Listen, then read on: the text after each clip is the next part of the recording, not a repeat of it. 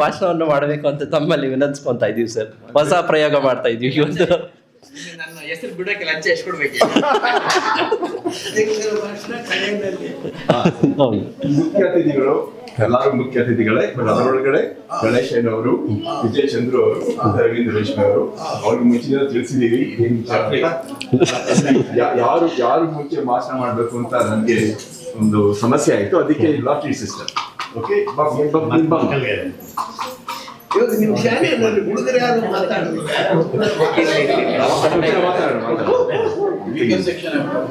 ಯಾರು ನೀನೇ ಓದು, ಮೈಕಲ್ ಓದು.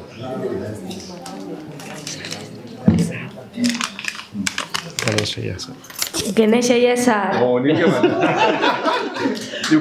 ಜಗದೀಶ್ ಅವರು ಮೊದಲು ನನ್ನಲ್ಲಿ ಕರೆದಾಗ ನಾನು ಅಂದ್ಕೊಂಡಿದ್ದು ನಾನು ಬಂದು ಒಂದು 3/4 ಗಂಟೆ ಭಾಷಣ ಮಾಡಬೇಕು ಅಂತ ಅಂದ್ಕೊಂಡು ಸಿದ್ಧವಾಗಿದ್ದೆ. ಆಗ ಬಹಳ ಹಿಂದೆ ಸುಮಾರು 15 ದಿವಸಗಳಿಂದ ಅವ್ರು ಕಳಿಸಿದ ಒಂದು ವಾಟ್ಸಪ್ ಮೆಸೇಜ್ ಎಲ್ಲ ನೋಡ್ತಾ ಇರಬೇಕಾದ್ರೆ, ಇಲ್ಲ ನನಗೆ ಅಷ್ಟೊಂದು ದೊಡ್ಡ ಜವಾಬ್ದಾರಿ ಇಲ್ಲ, ಬಂದು ಮಕ್ಕಳ ಜೊತೆ ಇನ್ನೂ ಬೆರೆತು ಅವ್ರ ಜೊತೆ ಸ್ವಲ್ಪ ಮಾತಾಡಬೇಕಷ್ಟೇ ಅನ್ನೋ ಒಂದು ಅಭಿಪ್ರಾಯ ನನ್ನಲ್ಲಿ ಮೂಡ್ತು. ಹಾಗಾಗಿ ನಾನು ಏನೂ ತಂದಿಲ್ಲ ನಿಮ್ಮ ಜೊತೆ ಹಂಚ್ಕೊಳ್ಳೋಕ್ಕೆ. ಇನ್ಫ್ಯಾಕ್ಟ್ ನೆನ್ನೆನ ರಾತ್ರಿನೂ ಫೋನ್ ಮಾಡಿದಾಗಲೂ ಡಿಸ್ಕಷನಲ್ಲಿ ಗೊತ್ತಾಯಿತು ನಾನೇನು ಭಾಳ ಇಲ್ಲಿ ದೊಡ್ಡದಾಗಿ ಏನು ಮಾತಾಡಬೇಕಾಗಿಲ್ಲ ಅಥವಾ ಬಹಳ ದೀರ್ಘವಾಗಿ ಮಾತಾಡಬೇಕಾಗಿಲ್ಲ ಅಂತ.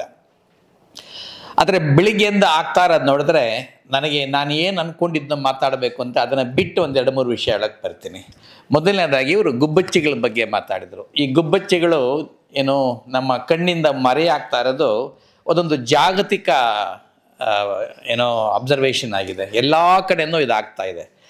ಅದರ ಬಗ್ಗೆ ನಾವು ವರಿ ಮಾಡಬೇಕಾ ಅಥವಾ ಚಿಂತನೆ ಮಾಡಬೇಕಾ? ಹೌದು, ಚಿಂತನೆ ಮಾಡಬೇಕು. ಆದರೆ ಒಂದು ತಿಳ್ಕೊಳ್ಳಿ, ಗುಬ್ಬಚ್ಚಿಗಳು ಮರೆಯಾಗ್ತಾ ಇದ್ದರೂ ಕೂಡ ಅದೇ ಜಾಗದಲ್ಲಿ ಕೆಲವು ಬೇರೆ ಪಕ್ಷಿಗಳು ತಮ್ಮ ಸಂಖ್ಯೆಯನ್ನು ವೃದ್ಧಿ ಮಾಡ್ತಿದ್ದಾವೆ. ಗೊತ್ತಾ ನಿಮಗೆ ಯಾವ ಪಕ್ಷಿ ಜಾಸ್ತಿ ಆಗ್ತಿದೆ ಈ ನಡುವೆ ಅಂತ? ಗೊತ್ತಿಲ್ಲ ಅಂತ ಕಾಣುತ್ತೆ. ನವಿಲುಗಳು. ಒಂದು ಕಾಲದಲ್ಲಿ ನವಿಲು ಅಂತಂದರೆ ಮೌರ್ಯರ ಎಂಪೈರು ಅಂದರೆ ಉತ್ತರ ಭಾರತದಲ್ಲಿ ಮಾತ್ರ ಜಾಸ್ತಿ ಇರುತ್ತೆ, ದಕ್ಷಿಣ ಭಾರತದಲ್ಲಿ ಇದ್ದರೂ ಕೂಡ ಅವುಗಳ ಸಂಖ್ಯೆ ಕಡಿಮೆ ಅನ್ನೋ ಒಂದು ಭಾವನೆ ಇತ್ತು. ಆದರೆ ಇತ್ತೀಚೆಗೆ ದಕ್ಷಿಣ ಭಾರತದಲ್ಲೂ ಕೂಡ ನವಿಲುಗಳ ಸಂಖ್ಯೆ ಅಗಾಧವಾಗಿ ಹೆಚ್ಚಾಗ್ತಾ ಇದೆ. ಬಹಳ ಜನಕ್ಕೆ ಇದು ಇತ್ತೀಚೆಗೆ ಎಷ್ಟಾಗ್ಬಿಟ್ಟಿದೆ ಅಂದರೆ ಕೆಲವು ಕಡೆ ಅದೊಂದು ರೀತಿಯ ಪೀಡೆ ಮಟ್ಟಕ್ಕೆ ಹೋಗ್ತಾ ಇದೆ. ಅದು ಬಂದು ಮನೆಗಳಲ್ಲಿ ಗಲಾಟೆ ಮಾಡೋದು ಅಥವಾ ಗಿಡಗಳನ್ನ ತಿನ್ನೋದು, ಈ ರೀತಿ ಬೇಕಾದಷ್ಟು. ಸೊ ಈ ನಮ್ಮ ಪರಿಸರ ಇದೆಯಲ್ಲ, ಪರಿಸರದಲ್ಲಿ ಈ ರೀತಿಯ ಸಮತೋಲನ ಈ ಕಡೆ ಆ ಕಡೆ ನಡೀತಾನೇ ಇರ್ತದೆ. ಗುಬ್ಬಚ್ಚಿಗಳು ಮರೆಯಾಗ್ತಾ ಇರೋದು ಸತ್ಯ, ನಾವು ಉಳಿಸ್ಬೇಕು, ಅದನ್ನು ಒಪ್ಕೊಳ್ಳೋಣ. ಆದರೆ ಅಟ್ ದ ಸೇಮ್ ಟೈಮ್ ಖುಷಿನೂ ಪಡೋಣ, ಯಾವುದೋ ಒಂದು ಬೇರೆ ಪಕ್ಷಿ ವೃದ್ಧಿ ಆಗ್ತಾ ಇದೆ. ಇದು ಬರೀ ಪಕ್ಷಿಗಳಲ್ಲ ಅಷ್ಟೇ ಅಲ್ಲ, ಸಸ್ಯಗಳಲ್ಲೂ ಕೂಡ ಇದು ಬಹಳ ಆ ರೀತಿಯ ಏರುಪೇರುಗಳು ಕಾಣ್ತಾನೆ ಇರ್ತವೆ.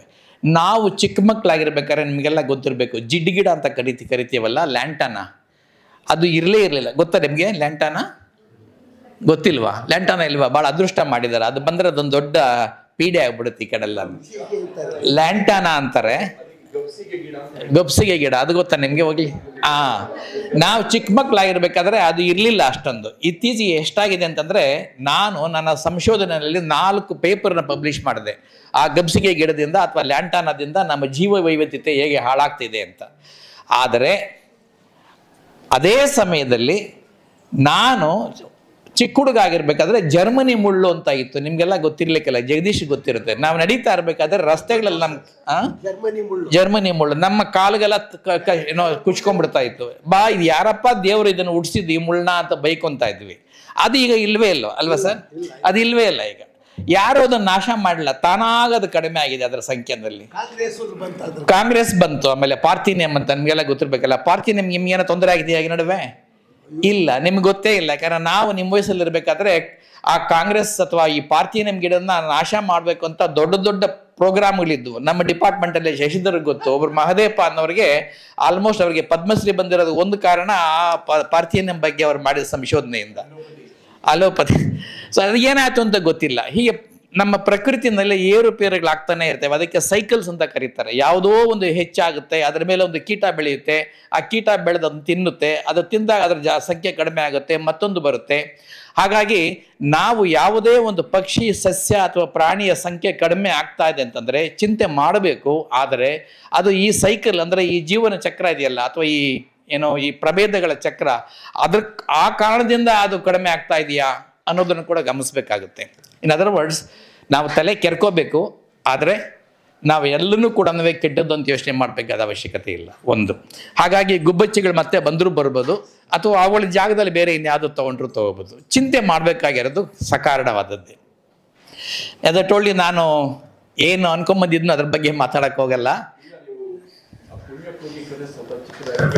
ಹೌದಾ? Okay okay okay fine. At the cost of holding others I will perhaps explain that. ನಿಮಗೆಲ್ಲ ಪುಣ್ಯಕೋಟಿ ಕತೆ ಗೊತ್ತಲ್ಲ? ಪುಣ್ಯಕೋಟಿ ಕಥೆನಲ್ಲಿ ಏನಾಗುತ್ತೆ, ಹಸು ಕಾಡಿಗೆ ಹೋಗಿದೆ, ಕಾಡಿಗೆ ಹೋಗಿ ಬರ್ತಾ ಇರ್ಬೇಕಾದ್ರೆ ಹುಲಿ ಎದುರಿಗೆ ಬರುತ್ತೆ. ಆ ಹುಲಿ ನಾನು ತಿಂತೀನಿ ಅಂತಂದಾಗ ಆ ಪುಣ್ಯಕೋಟಿ, ನೋಡಪ್ಪ ರಾಜ, ನನ್ನ ಮಗು ಒಂದು ಕಾಯ್ತಾ ಇದೆ ದೊಡ್ಡಿನಲ್ಲಿ, ಅದಕ್ಕೆ ನನ್ನ ಹಾಲು ಕೊಡಬೇಕು, ಹಾಲು ಕೊಟ್ಟು ಬರ್ತೀನಿ ಅಂತ ಹೇಳುತ್ತೆ ಅಲ್ವಾ? ಆದರೆ ಹುಲಿ ಬಿಡುತ್ತಾ? ಇಲ್ಲ. ಆವಾಗ ಸಿಕ್ಕಿದೊಡವೆಯ ಬಿಟ್ಟರೆ ನೀನು ಬರ್ತೀಯ, ಮತ್ತೆ ನೀನು ಸುಳ್ಳು ಹೇಳ್ತೀಯ ಅಂತಂದಾಗ, ಇಲ್ಲ, ಸತ್ಯವೇ ನಮ್ಮ ತಾಯಿ ತಂದೆ, ಸತ್ಯವೇ ನಮ್ಮ ಬಂಧು ಬಳಗ, ನಾ ಆ ಥರ ಸುಳ್ಳು ಹೇಳಲ್ಲ, ವಾಪಸ್ ಬರ್ತೀನಿ, ನನ್ನ ಮಾತನ್ನು ನಂಬು ಅಂತ ದೊಡ್ಡಿಗೆ ಬರುತ್ತೆ. ದೊಡ್ಡಿಗೆ ಬಂದು ಮಗುಗೆ ಹಾಲು ಕೊಡ್ತಾ ಇರ್ಬೇಕಾದ್ರೆ ಮಗುಗೆ ಹೇಳುತ್ತೆ, ನಾನು ಅಲ್ಲಿ ಮಾತು ಕೊಟ್ಟು ಬಂದಿದ್ದೀನಿ ಕಂದ, ನಾನು ವಾಪಸ್ ಹೋಗ್ಬೇಕು, ನಾನು ನಿನ್ನ ಜೊತೆ ಇರಲ್ಲ, ಅಮ್ಮಗಳಿರ ಅಕ್ಕಗಳಿರ, ನೀವೇ ಇನ್ಮೇಲೆ ನನ್ನ ಕಂದಂಗೆ ತಂದೆ ತಾಯಿಯಾಗಿ ಅಂತೆಲ್ಲ ಹೇಳುತ್ತೆ, ಗೊತ್ತಲ್ವಾ? ಆದಮೇಲೆ ವಾಪಸ್ ಹೋಗುತ್ತೆ ಹಾಲು ಕೊಟ್ಟು. ಯಾವುದು? ಹಸು. ಎಲ್ಲಿಗೆ? ಹುಲಿ ಹತ್ರ. ಹುಲಿ ಏನು ಮಾಡುತ್ತೆ? ಯಾಕೆ? ಇಂಥ ಒಳ್ಳೆ ಹಸು ನಾನು ತಿಂದರೆ ನನ್ನ ದೇವ್ರು ಒಳ್ಳೇದು ಮಾಡ್ತಾನ? ಸತ್ಯವೇ ನಮ್ಮ ತಾಯಿ ತಂತೆ ಅಂತ ಹೇಳಿದ ಮಾತಿಗೆ ವಾಪಸ್ ಬಂದಿದೆಯಲ್ಲ, ನೀನು ನಮ್ಮ ಒಡಹುಟ್ಟ ಅಕ್ಕ ಇದ್ದ ಹಾಗೆ, ನಿನ್ನನ್ನು ನಾನು ತಿಂದರೆ ನನಗೆ ದೇವ್ರಿಗೆ ಕ್ಷಮಿಸೋಲ್ಲ ತಾಯಿ, ನಾನು ಸಾಯ್ತೀನಿ, ನೀನು ಬದುಕು ಅಂತ ಸತ್ತೋಗುತ್ತೆ. ಹೌದಲ್ವಾ? ನೀವೆಲ್ಲ ಅವಾಗ ಚಪ್ಪಾಳೆ ತಟ್ತಿರಲ್ವಾ? ಹೌದಲ್ವಾ? ಖುಷಿ ಅಲ್ವಾ ನಮಗೆಲ್ಲ? Very good. ಹಸು ವಾಪಸ್ ಬರುತ್ತೆ, ತನ್ನ ಕಣ್ಣನ್ನು ನೋಡುತ್ತೆ ಅಲ್ವಾ? ಇಷ್ಟೊತ್ತು ರಕ್ಷಿತಾ ಪರಿಸರ ಸಂರಕ್ಷಣೆ ಬಗ್ಗೆ ಮಾತಾಡ್ತಾ ಇದ್ಲು. ಎಲ್ಲ ಜೀವಿಗಳು ಪ್ರಮುಖ ಮುಖ್ಯ ಅಂತ ಹೇಳ್ತಾ ಇದ್ಲು ಅಲ್ವಾ? ಇಲ್ಲಿ ಹುಲಿ ಸತ್ತಲ್ಲ, ನಾವು ಅದನ್ನು ಒಪ್ಕೋಬೇಕಾ? ನೋಡು, ಕೆಲವರು ಹ್ಞೂ ಅಂತಾರೆ, ಕೆಲವರು ಇಲ್ಲ ಅಂತಾರೆ. ಯಾಕೆಂದ್ರೆ ನಿಮ್ಮೆಲ್ಲರ ತಲೆಯಲ್ಲೂ ಕೂಡ ನಿಮ್ಮ ಸೈಂಟಿಫಿಕ್ ಆಫೀಸರ್ ಒಂದು ಕೆಟ್ಟ ಬೀಜ ಬಿಟ್ಟಿದ್ದಾರೆ. ಏನದು? ಹಸು ಮಾತ್ರ ಮುಖ್ಯ, ಹುಲಿ ಕೆಟ್ಟದ್ದು ನಮಗೆ. ಯಾಕಂದ್ರೆ ಹಸು ನಮ್ಗೆ ಹಾಲು ಕೊಡುತ್ತೆ, ಹುಲಿ ನಮ್ಗೆ ಹಾಲು ಕೊಡಲ್ಲ, ಅದು ನಮ್ಮ ಹಸುನ್ ತಿನ್ನುತ್ತೆ. ಅದಕ್ಕೋಸ್ಕರ ಹಸು ಸತ್ರ ಒಳ್ಳೇದು, ಆ ಕಂದ ಉಳಿಬೇಕು, ಕರು ಉಳಿಬೇಕು, ಪುಣ್ಯಕೋಟಿ ವಂಶ ಉಳಿಬೇಕಂತ. ಹೌದಲ್ವಾ? ಯಾವ್ದಮ್ಮ? ಎಕ್ಸಾಕ್ಟ್ಲಿ. ಒಂದು ಚಪ್ಪಾಳೆ ತಟ್ಟಿ, ದೊಡ್ಡ ಚಪ್ಪಾಳೆ ತಟ್ಟಿ. ನಾವು ಈ ಕಲಿಬೇಕಾಗಿರೋದು, ಹಸು ಜೀವ ಮಾತ್ರ ಮುಖ್ಯ ಅಲ್ಲ, ಆ ಹುಲಿಯ ಜೀವ ಕೂಡ ಮುಖ್ಯ ಅಂತ. ಈಗ ಆ ಹುಲಿ ಉಳಿದ್ರೆ ಮಾತ್ರ ಪ್ರಕೃತಿಯ ಸಮತೋಲನ ಉಳ್ಕೊಳ್ಳೋಕೆ ಸಾಧ್ಯ ಅಲ್ವಾ? ಇಲ್ಲದ್ರೆ ಮತ್ತಿನ್ಯಾವುದೋ ಪ್ರಾಣಿ ಜಾಸ್ತಿ ಆಗುತ್ತೆ, ಅದರ ಪೀಡೆ ಜಾಸ್ತಿ ಆಗುತ್ತೆ. ಹೀಗೆ ಪ್ರಕೃತಿಯಲ್ಲಿ ಆ ಸಮತೋಲನ ಇರಬೇಕಾದ್ರೆ ಎಲ್ಲ ಪ್ರಾಣಿಗಳು ಇರಬೇಕು. ಹುಲಿನ ಒಳ್ಳೇದು ಮಾಡಿ ನಾವು ಹುಲಿನ ಸಾಯಿಸಿ ಹಸುನ ಉಳಿಸೋದ್ರಿಂದ ನಾವು ಈ ಒನ್ ಹೆಲ್ತ್ ಮಾಡ್ದಂಗಾಗುತ್ತಾ? ಒನ್ ಹೆಲ್ತ್ ಆಗ್ಬೇಕಾದ್ರೆ ಹುಲಿನೂ ಉಳಿಬೇಕಲ್ವಾ? ಹುಲಿ ಉಳಿಬೇಕಾದ್ರೆ ಹುಲಿ ಆ ಹಸುನ ತಿನ್ಬೇಕಲ್ವಾ? ಹಸುನ ತಿಂದರೆ ನಿಮ್ಗೆ ಒಳ್ಳೇದಾಗುತ್ತಾ? ಏನು ಮಾಡೋದೀಗ? ಹುಲಿನ ಸಾಯಿಸ್ಬೇಕಾ ಬೇಡವಾ ಹೇಳಿ ಕಥೆನಲ್ಲಿ? ಓಕೆ, ನಾನೊಂದು ಉದಾಹರಣೆ, ನಾನೊಂದು ಆಲ್ಟರ್ನೇಟ್ ಕೊಡ್ತೀನಿ, ಒಂದು ಪರ್ಯಾಯ. ಏನು? ಹುಲಿನೂ ಸಾಯಿಲಿ, ಹಸುನೂ ಸಾಯಿಲಿ, ಆ ಹುಲಿಗೂ ಮಕ್ಕಳಿರ್ತಾರ, ಅವರು ಬದುಕಲಿ, ಹಸುಗೆ ಕರು ಇದೆಯಾ, ಅದು ಬದುಕಲಿ. ಅದು ಸರಿ ಅನ್ಸುತ್ತಾ? ಹೌದಾ? ಯಾರ್ಯಾರು ಒಪ್ತೀರ ಕೈ ಎತ್ತಿ? ಎರಡರ ಮಕ್ಕಳು ಬದುಕಬೇಕು, ಎರಡು ಸತ್ರು ಪರವಾಗಿಲ್ಲ. ಯಾರ್ಯಾರು ಒಪ್ತೀರ ಕೈ ಎತ್ತಿ? ಓಕೆ, ಈಗ ಕೈ ಎದ್ದೇರವ್ರನ್ನ ಕೇಳ್ತೀನಿ ನಾನು, ನಿಮಗೆ ಹುಲಿ ಬೇಕಾ ಹಸು ಬೇಕಾ? ಎರಡೂ ಬೇಕಾದ್ರೆ ಈಗ ಆ ಹುಲಿಗೆ ಹಸುವಾಗಿದೆ, ಅದು ತಿನ್ಲೇಬೇಕು. ತಿನ್ಲೇಬೇಕಾದ್ರೆ ಹಸು ಸಾಯ್ಬೇಕಾ? ಮತ್ತೇನ್ ಮಾಡಬೇಕು? ಸಾಧ್ಯವಾ? ಒಂದು ಹುಲಿ ವೆಜಿಟೇರಿಯನ್ ಆಗ ಸಾಧ್ಯವಾ? ಸಾಧ್ಯವಿಲ್ಲ. ಇವರು ಸೈಂಟಿಸ್ಟ್ ಆಗಿ ಹೆಂಗೆ ಹೇಳ್ತಾರೆ ನೋಡಿ. ಇನ್ ಅದರ್ ವರ್ಡ್ಸ್, ನಾವು ಹುಲಿಯ ಹ್ಯಾಬಿಟ್ನ, ಅದರ ಜೀವನ ಕ್ರಮವನ್ನು ಬದಲಾಯಿಸಕ್ಕೆ ಸಾಧ್ಯವಿಲ್ಲ. ಹುಲಿ ಹುಟ್ಟಿ ಬೆಳೆದಿರೋದೇ ಒಂದು ಪ್ರಾಣಿಯನ್ನು ತಿಂದು. ಹಾಗಾಗಿ ಆ ಹಸು ಹುಲಿಗೆ ಆಹಾರವಾಗಬೇಕಾದ್ರೆ ಅದಾಗಲೇಬೇಕು. ಆದರೆ ಹುಲಿ ಉಳಿಬೇಕು ಅನ್ನೋ ಉದ್ದೇಶದಿಂದ ನಾವು ಇಂಥ ಕವಿಗಳೇನು ಮಾಡಿದ್ದಾರೆ, ಹಸು ಉಳಿಬೇಕು ಅನ್ನೋ ಉದ್ದೇಶದಿಂದ ಇಂಥ ಕವಿಗಳೇನು ಮಾಡಿದ್ದಾರೆ, ಹಸುನ ಸಾಯಿಸ್ಬಿಟ್ಟಿದ್ದಾರೆ ಅಲ್ವಾ? ಅದು ತಪ್ಪು. ನಾವು ಬೆಳೀತಾ ಇರೋ ಮಕ್ಕಳಾಗಿ ನೀವೆಲ್ಲ ಯೋಚನೆ ಮಾಡಬೇಕಾಗಿರೋದು, ನನಗೆ ಹಾಲು ಕೊಡೋ ಹಸು ಎಷ್ಟು ಮುಖ್ಯನೋ, ಅಥವಾ ಆ ಕರುಗೆ ಹಾಲು ಕೊಡೋ ತಾಯಿ ಎಷ್ಟು ಮುಖ್ಯನೋ, ಹಾಗೇನೆ ಆ ಹುಲಿಯ ಮಕ್ಕಳಿಗೂ ಕೂಡ ಆ ಹುಲಿ ಅಷ್ಟೇ ಮುಖ್ಯ ಅಲ್ವಾ? ಅದಕ್ಕೋಸ್ಕರ ಆ ತಾಯಿಯ ಮಕ್ಕಳು ಉಳಿಬೇಕು, ಈ ಹಸುವಿನ ಮಕ್ಕಳು ಉಳಿಬೇಕು. ಆ ರೀತಿಯ ಒಂದು ಕಥೆಯನ್ನು ನಾನು ಬರೆದಿದ್ದೀನಿ. ಇವತ್ತು ನಾನು ಹಾಡಲ್ಲ, ನಿಮ್ಗೆ ಬಿಟ್ಟೋಗಿರ್ತೀನಿ. ಆ ಹಾಡು ಭಾಳ ಉದ್ದ ಇದೆ ಅಮ್ಮ, ಬೇಡ, ಅದು ಹಾಕ್ಲಾದ ನವಾಗಲೇ. ಹೌದಾ? ಅದು ಸ್ವಲ್ಪ ಮೊದಲು ಸ್ವಲ್ಪ ಹಾಕ್ಬಿಡ್ತೀನಿ ಅಥವಾ ನಾನು ಇವತ್ತು ಒಂದು ಪುಸ್ತಕ ಬಿಟ್ಟಿದ್ದೀನಿ ನಿಮ್ಮ ಲೈಬ್ರರಿನಲ್ಲಿ, ಅತ್ತಿತ್ತದ ಅವಲೋಕನ ಅಂತ. ಅದರಲ್ಲಿ ಈ ಪದ್ಯ ಬಂದಿದೆ. ಶತಕರ್ಣಿಯು ಪುಣ್ಯಕೋಟಿಯು ಅಂತ ಪದ್ಯ ಬರೆದಿರೋದು. ಪುಣ್ಯಕೋಟಿ ಹಸು, ಶತಕರ್ಣಿ ಹುಲಿ. ಶತಕರ್ಣಿ ಅಂದ್ರೇನು? ಪುಣ್ಯಕೋಟಿ ಹೇಗೆ ಸತ್ಯಕ್ಕೋಸ್ಕರ ಹೋರಾಡುತ್ತೋ ಹಾಗೆ ಈ ಹುಲಿ ಕರುಣೆಗೋಸ್ಕರ ಹೋರಾಡುತ್ತೆ. ಶತಕರ್ಣಿ ಅಂತ ಅದರ ಹೆಸರು. ಶತಕರ್ಣಿಯು ಪುಣ್ಯಕೋಟಿಯು ಕತೆ ಅಲ್ಲಿ ಬರುತ್ತೆ. ಅದನ್ನು ನಾನು ಬಹುಶಃ ಈಗ ಸ್ವಲ್ಪ ಹಾಕ್ತೀನಿ, ಬಟ್ ಕೊನೆಗೆ ಹೇಳ್ತೀನಿ ನಿಮಗೆ. ಒಂದೆರಡು ಸೆಕೆಂಡು. Files, audio. ಕರ್ನಾಟಕ ದೇಶದಲ್ಲಿರುವ ಕಾಡಿನ ಗುಹೆಯೊಳಿತ್ತವು ಕರುಣ ವಂಶದ ಹುಲಿಗಳು. ಕರುಣೆ ಪೂರಿತ ವ್ಯಾಘ್ರ ಕುಲವು ತುರುಗರಳ್ಳಿಯ ಬಳಿಯ ಕಾಡಲಿ, ಗಿರಿಯ ಸೆರಗಿನ ಗುಹೆಗಳಲ್ಲಿ ಭರದಿ ಬಾಡುತ್ತಲಿದ್ದವು. ಗರದಿ ಬದುಕಿದ ಹುಲಿಯ ಕುಲದಿ ಅರ್ಬುದಾನೆಂಬೊಬ್ಬ ವ್ಯಾಘ್ರನ ಗರತಿನೊಂದಳು ಮಕ್ಕಳಿಲ್ಲದೆ ವರುಷ ಹಲವು ಕಳೆದರು. ಬಿಸಜ ಕೋಮಲ ಹೆಣ್ಣು ಹುಲಿಯೋ ವ್ಯಸನಗೊಂಡು ವನದ ದೇವಿಯ ವ್ಯಸನದಿಂದ ಬೇಡಿಕೊಳ್ಳಲು ವರಸಿ ತುಂಬಿತು ಗರ್ಭವು. ಹೊತ್ತು ಗರ್ಭವ ಮತ್ತೆ ಶತದಿನ ಹೆತ್ತು ಮಗುವನು ತಾಯಿ ಹುಲಿಯು ಪತಿಯ ಕರೆದೊಳಗಿಟ್ಟಳ ಶತಕರುಣಿ ಎಂಬ ಮಗುವನು. ಎಳೆಯ ಹುಲಿ ಮರಿ ತನ್ನ ತಾಯಿಯ ಕಳೆದುಕೊಂಡಿತು ಜನಿಸಿದಾಗಲೇ, ಬೆಳೆಯುತ್ತಿತ್ತದು ತನ್ನ ತಂದೆಯ ಬಳಿಯ ವಿಧಿಯ ನಿಲ್ಲದೆ, ಬಳಸಿ ತಪ್ಪಲು ತಾಯಿ. ನಿಲ್ಲಿಸ್ತೀನಿ ಇಲ್ಲಿಗೆ. ಇದು ಈ ಕತೆ ಪ್ರಾರಂಭ ಆಗೋದು, ತನ್ನ ಮಕ್ಕಳಿಲ್ಲ, ವನದೇವಿಗೆ ಬೇಡ್ಕೊಳ್ತಾಳೆ ತಾಯಿ. ಆವಾಗ ವನದೇವಿ ಆಶೀರ್ವಾದ ಕೊಟ್ಟು ಒಂದು ಮಗು ಆಗುತ್ತೆ. ಆದರೆ ಮಗು ಆದ ತಕ್ಷಣ ತಾಯಿ ಸತ್ತೋಗ್ಬಿಡ್ತಾಳೆ. ಆ ಮಗುನ ಸಾಕಬೇಕಾಗಿರೋದು ಈಗ ಈ ವ್ಯಾಘ್ರ ಹುಲಿ. ಆ ವ್ಯಾಘ್ರ ಹುಲಿಗೇ ಹಸು ಸಿಗೋದು. ಯಾವ ಹಸು? ಪುಣ್ಯಕೋಟಿ ಹಸು. ಸೊ ಪುಣ್ಯಕೋಟಿ ಹಸು ಹೇಗೆ ಹೇಳುತ್ತೋ ಏನು, ನಾನು ಮಗನಿಗೆ ನಾನು ಊಟ ಹಾಸ್ಕೊಟ್ಟು ಬರಬೇಕು ಅಂತ, ಆವಾಗ ಈ ಹುಲಿ ನೆನೆಸ್ಕೊಳ್ಳುತ್ತೆ, ನನ್ನ ಮಗುಗೂ ಊಟ ಇಲ್ಲ ಅಲ್ಲಿ, ಇವಳು ಹಂಗೆ ತಾನೇ ಪಾಪ ಕೊರಗ್ತಾ ಇರೋದು, ಹೋಗಿ ಕೊಟ್ಟು ಬರಲಿ ಅಂತ ಆ ಹಸುನ ಕಳಿಸುತ್ತೆ. ವಾಪಸ್ ಬಂದಾಗ ಆ ಹಸು ನೋಡುತ್ತೆ, ಈ ಹುಲಿ ಒಳಗಡೆ ತನ್ನ ಮಗುನ, ಯಾರೋ ತಂದೆ ಮಗುನ ಸಮಾಧಾನ ಮಾಡ್ತಾ ಇರುತ್ತೆ. ಅಳ್ಬೇಡ ಕಂದ, ನಾನೊಂದು ಹಸುನ ಸಾಯಿಸಿ ಬಂದಿದ್ದೀನಿ, ನಾಳೆ ಬೆಳಿಗ್ಗೆ ಸಿಗುತ್ತೆ, ತರ್ತೀನಿ ನಾನು, ಇವತ್ತು ತರೋಕ್ಕಾಗಲಿಲ್ಲ ಅಂತ. ಆದರೆ ಸುಳ್ಳು ಹೇಳ್ತಾ ಇದ್ದೆ ಮಗುಗೆ, ಯಾಕೆಂದರೆ ಹಸುನ ಬಿಟ್ಬಿಟ್ಟಿತ್ತಲ್ಲ, ನೀನು ಹೋಗು ಅಂತ. ಈ ಹಸು ಪುಣ್ಯಕೋಟಿ ಅದು ನೋಡಿ ಕಣ್ಣೀರು ಸುರಿಸ್ಕೊಂಡು ಆ ಹುಲಿನ ಆಚೆ ಕರೆಯುತ್ತೆ, ಬಾ ನನ್ನ ತಿನ್ನು, ನಿನ್ನ ಮಗುಗೆ ರಕ್ತ ಕೊಡು ನಂದು ಅಂತ. ಆದರೆ ಆ ಹುಲಿ ಶತಕರುಣಿ, ಅದು ಈ ಹಸುನ ತಿನ್ನೋಕೆ ಇಷ್ಟಪಡಲ್ಲ. ನಿನ್ನ ತಿಂದು ನಾನು ಏನು ಪಡೀಲಿ ತಾಯಿ ಅಂತ ಅದು ಸತ್ತೋಗುತ್ತೆ. ಯಾವುದು? ಹುಲಿ.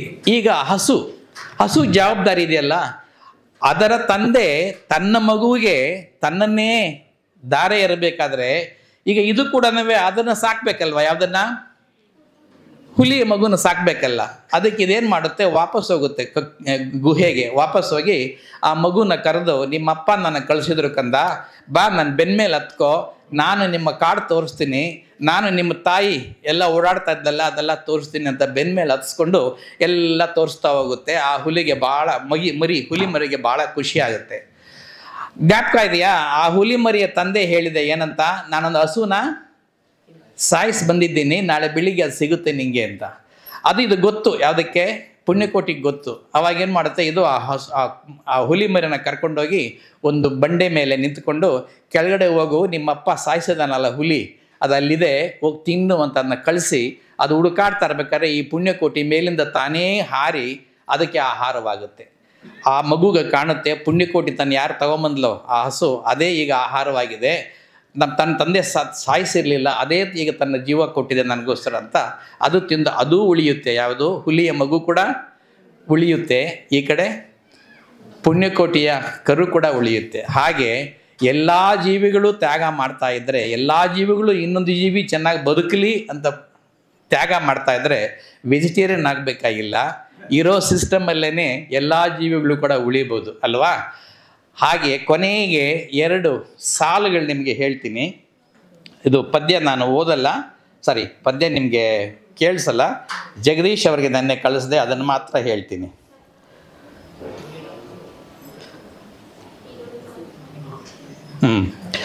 ಹಾವು ಮುಂಗುಸಿ ಹರಿಣಿ ಚಿರತೆ, ಮಾವು ಬೇವು ಗೋವು ನಾವು, ಜೀವ ಜಟಿಲದ ಬಲೆಯ ಒಳಗೆ ತೆವಳಿ ಬದುಕುವ ಕುಡಿಗಳು. ಅರ್ಥವಾಯ್ತಾ? ಹಾವು ಮುಂಗುಸಿ ಹರಿಣಿ, ಹರಿಣಿ ಅಂದರೆ ಜಿಂಕೆ, ಹಾವು ಮುಂಗುಸಿ ಹರಿಣಿ ಚಿರತೆ, ಮಾವು ಬೇವು ಗೋವು ನಾವು, ಜೀವ ಜಟಿಲದ ಬಲೆಯ ಒಳಗೆ ತೆವಳಿ ಬದುಕುವ ಕುಡಿಗಳು. ಸಕಲ ಜೀವಿಯು ಒಂದಲೊಂದು ಪಾಕದಂತೆ ಬೆರೆತು ಬೆಳೆದರೆ, ಸಕಲ ಜೀವಿಯು ಒಂದಲೊಂದು ಪಾಕದಂತೆ ಬೆರೆತು ಬೆಳೆದರೆ, ಲೋಕವೆಲ್ಲವೂ ಏಕವಾಗಿ ನಾಕವಾಗುವುದಿದರೆ. ಅರ್ಥವಾಯ್ತಾ?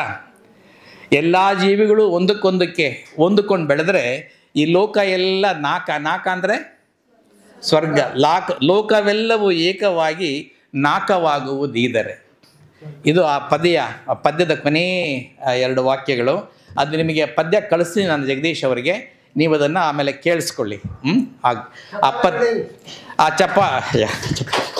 ಆ ಪದ್ಯ ನಿಮಗೆ ನಾನು ಪುಸ್ತಕ ಬಿಟ್ಟಿದ್ದೇನೆ, ಒಂದು ಏನೋ ಅತ್ತಿತ್ತದ ಅವಲೋಕನ ಅಂತ, ಅದರಲ್ಲಿ ಬರುತ್ತೆ ಕೂಡ. ಕೊನೆಯ ಒಂದು 2 ಪಾಯಿಂಟು ನನಗೆ ಇದೆಲ್ಲ ಹೇಳ್ಬೇಕು ಅನ್ನಿಲ್ಲ, ಜಗದೀಶ್ ಅವರು ಬಲಂತ ಮಾಡಿದ್ರು ಅಂತ ಹೇಳಿದೆ ಅಷ್ಟೇ ಈಗ. ಆದರೆ ನನಗೆ ಈ ಶಾಲೆ ನೋಡ್ತಿರ್ಬೇಕಾದ್ರೆ ಕುವೆಂಪು ರಾಮಾಯಣದ ಒಂದು ಭಾಗ ನೆನಪಿಗೆ ಬಂತು, 2 ಭಾಗ ನೆನಪಿಗೆ ಬಂತು. ಒಂದು ಭಾಗ ಹೇಳ್ತೀನಿ. ರಾಮ ಸೀತೆ ಲಕ್ಷ್ಮಣ ಕಾಡಿಗೆ ಹೋಗಿದ್ದಾರೆ. ಕಾಡಿಗೆ ಹೋಗ್ಬಿಟ್ಟಲ್ಲಿ ಎಲೆ ಮನೆ ಕಟ್ತಾರೆ, ಸಣ್ಣ ಮನೆ ಕಟ್ಕೊತಾರೆ ಜೀವನ ಮಾಡೋಕ್ಕೆ ಅಂತ. ಆ ಸಣ್ಣ ಮನೆ ಕಟ್ಟಿದ್ದಾದಮೇಲೆ ಕುವೆಂಪು ಅವ್ರು ಹೇಳ್ತಾರೆ, ರಾಮನಿಗೆ ಏನಾಯ್ತಲ್ಲಿ ಅಂತ. ಅರಮನೆಯೊಳಿಹುದೇನೋ, ಅರಮನೆ ಅಂದರೆ ಗೊತ್ತಲ್ಲ, ಅರಮನೆಯೊಳಿಹುದೇನೋ ಅರಸುತನಂ ಎದೆಯೊಳಿರೆ. ಅರಸುತನ ಅಂದರೆ ಆ ರಾಜತನ ಅನ್ನೋದು ಎದೆಯಲ್ಲಿದ್ದರೆ ಕಾಡು ಅರಮನೆಗೆ ಕೀಳೆ. ಅರಮನೆಯಲ್ಲಿ ಇಹುದೇನೋ ಅರಸುತನಂ ಎದೆಯೊಳಿರೆ, ಕಾಡು ಅರಮನೆಗೆ ಕೀಳೆ. ಅರ್ಥವಾಯ್ತಾ ನಿಮಗೆಲ್ಲ? ಆ ರಾಜತನ ಅನ್ನೋದು, ಆ ಅರಸುತನ ಅನ್ನೋದು ತಮ್ಮ ಎದೆಯಲ್ಲಿದ್ದರೆ ಕಾಡು ಅರಮನೆಗೂ ಕೂಡ ಕೀಳಿಲ್ಲ. ಅರಮನೆಯಲ್ಲಿ ಏನಿದೆ? ಏನಿಲ್ಲ, ಬರೀ ಗೋಡೆಗಳಷ್ಟೇ. ನಿಜವಾದ ಅರಮನೆಯಲ್ಲಿ ಏನೋದು ಈ ಕಾಡಲ್ಲಿ ಅಂತ ರಾಮನಿಗನ್ಸುತ್ತಂತೆ. ಅರಮನೆಯಲ್ಲಿ ಇಹುದೇನೋ ಏನೋ ಅರಸುತನ ಮೆದೆಯೊಳಿರೆ, ಕಾಡು ಅರಮನೆಗೆ ಕೀಳೆ. ರಸವಿಲ್ಲದಿಹ ಬಾಳಿಗೆ ಅರಮನೆಯ ಮರುಭೂಮಿ.